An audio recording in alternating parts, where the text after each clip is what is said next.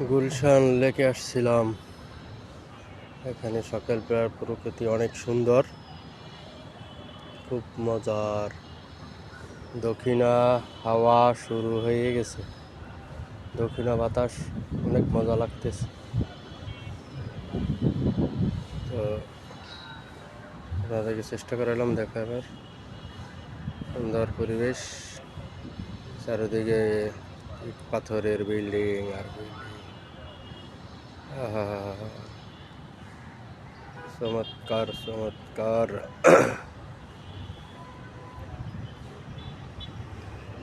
ইট পাথরের দেশ ঢাকা।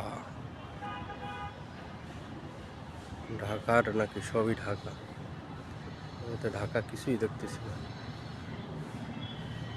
ভালো লাগলে লাইক করবেন।